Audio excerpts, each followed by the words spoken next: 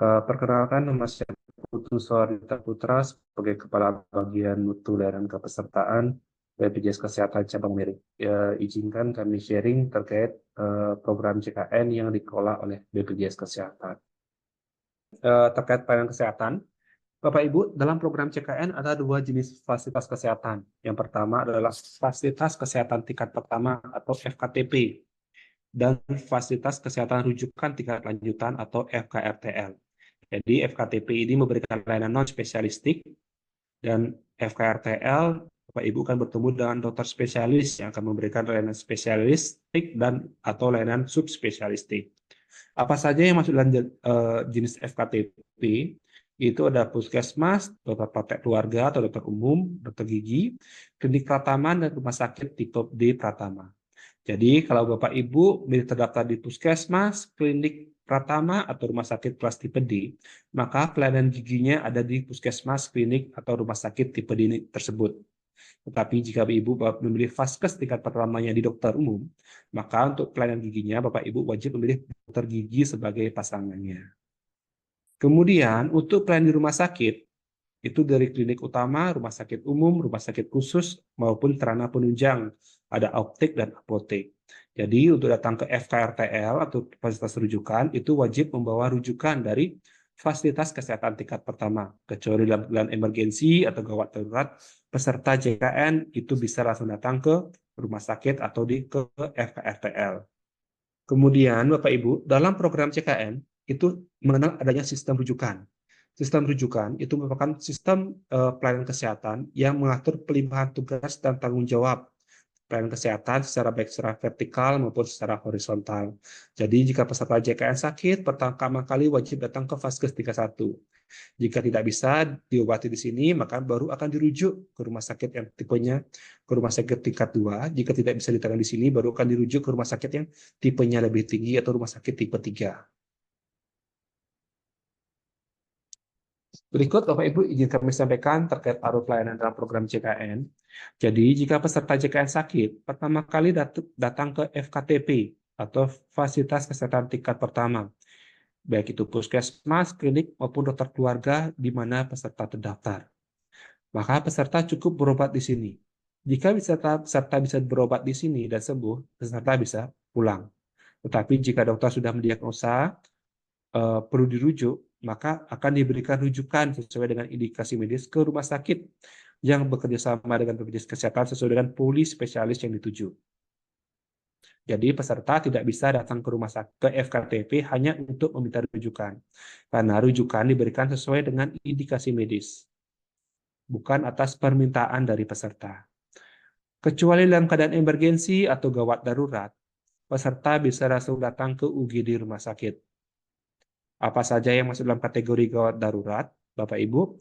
Yang pertama adalah mengancam nyawa atau membahayakan diri, adanya gangguan jalan nafas, adanya penurunan kesadaran, adanya gangguan hemodinamik, dan atau memerlukan tindakan segera. Di mana kriteria ini ditetapkan oleh dokter penanggung jawab pasien yang ada di UGD rumah sakit, bukan oleh petugas BPJS Kesehatan. Jadi jika dokter atau dokter di PJP sudah bilang ini, oh pasien ini masuk dalam kategori emergensi, maka itu dijamin oleh BPJS Kesehatan di rumah sakit atau di UGD rumah sakit. Tetapi dokter bilang, oh ini tidak masuk dalam kategori emergensi, maka itu tidak bisa dijamin oleh BPJS Kesehatan.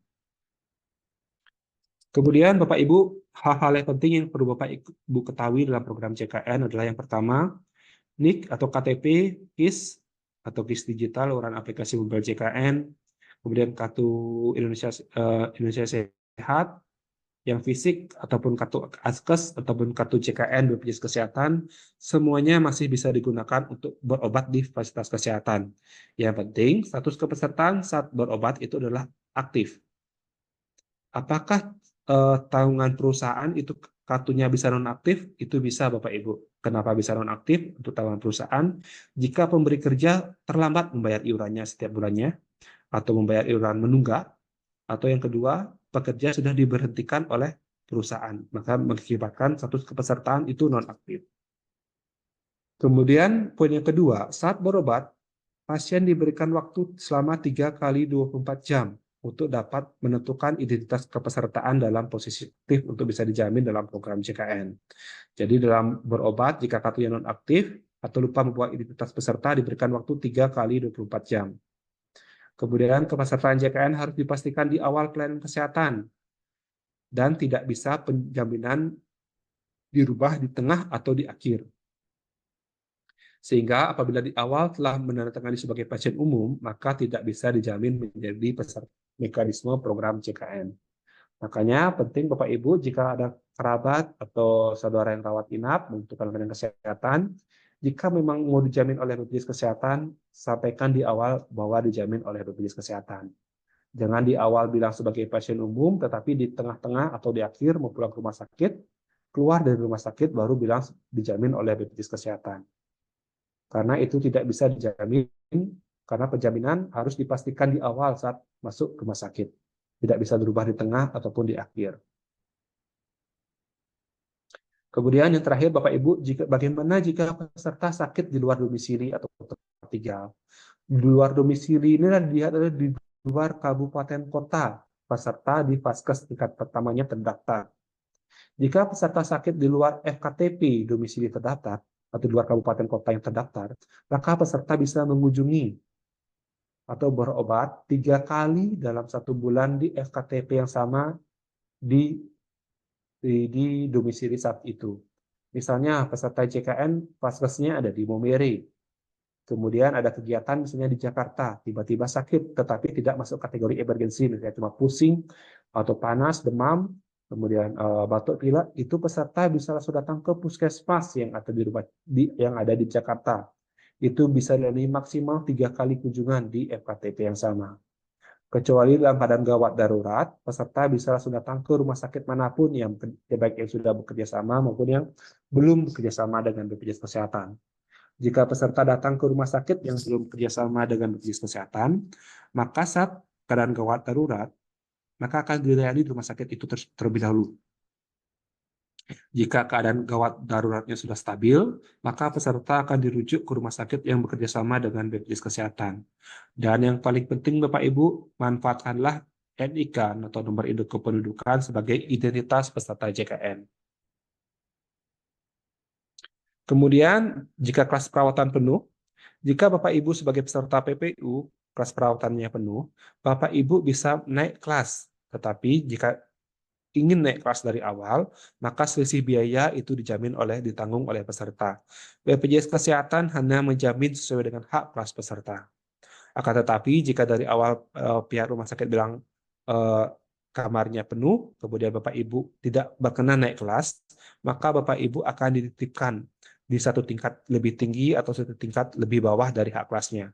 Jika hak kelasnya sudah tersedia, maka peserta akan dikembalikan sesuai dengan hak kelasnya.